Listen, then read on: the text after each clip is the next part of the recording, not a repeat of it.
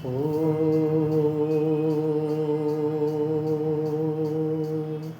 आज जानेंगे व्यवहार काल का योग कैसे सिद्ध करें।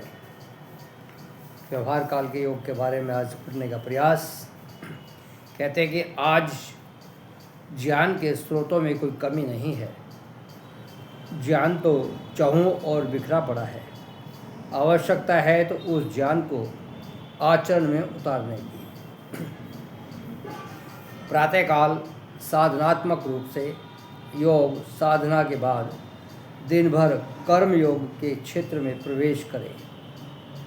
यह कर्म योग का क्षेत्र भी योग में और उद्योग में हो, ऐसा प्रयास हम सबको करना चाहिए कि हमारे जीवन में योग तत्व की पूर्णता तभी आएगी जब कर्म योग करते हुए हम शांत, सहज एवं सरल बने रहेंगे और बिना तनाव, व्यथा, उद्वेग के अपने लक्ष्य को प्राप्त हम कर सकें। व्यवहार काल में कैसे जिएं, इसके लिए गुरुदेव ने शास्त्रों के निचोड़ स्वरूप हमें एक स्वर्णिम सूत्र दिया है। कहा है, व्यवहार काल में अपने आत्म स्वरूप में स्थिर होकर सब सामर्थ्य प्रकृति परमेश्वर को समझकर निमित्त भाव से परिपूर्ण होकर उस सामर्थ्य का उपयोग सेवा के लिए लगा दें। इसी साधना की राह पर चलकर हम व्यवहार की पूर्णता को प्राप्त कर पाएंगे। पथिक जी का एक भजन प्राय योग शिविरों में गुनगुनाया जाता है, जिसका भाव हमें निरंतर निमित्त भाव से लगाकर रखता है। उसकी भी कुछ लाइनें हम पढ़ने का आपके सामने प्रयास करेंगे। कहते हैं, मैं नहीं मेरा नहीं, यह तन प्रभु का है दिया। जो भी अपने पास है वह धन प्रभु का है दिया। देने वाले ने दिया वह भी दिया किस शान से।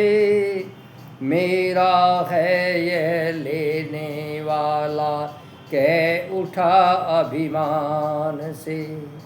मैं नहीं मेरा नहीं, यह प्रभु का है दिया। मैं मेरा यह कहने वाला मन उसी का है दिया। जो मिला है वह हमेशा पास रह सकता नहीं। कब बिछुड़ जाए ये कोई राज कह सकता नहीं। जिंदगानी का खिला मधुवन उसी का है दिया।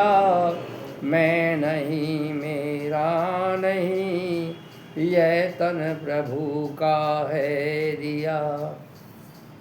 इस प्रकार से निरअहंकारी होकर जब हम व्यवहार करते हैं तो निष्काम कर्म के माध्यम से जीवन के परम लक्ष्य भूमा तक हम पहुंच जाते हैं। जीवन के किसी एक भी क्षेत्र में व्यवहार को अपने भीतर उतार लेते हैं तो अन्य क्षेत्रों में भी हम व्यवहारिक दृष्टि के साथ समन्वय बना लेते हैं। आज कुछ व्यवहार काल के योग के बारे में हमने पढ़ने का प्रयास किया। फिर कुछ और आगे बढ़ेंगे। और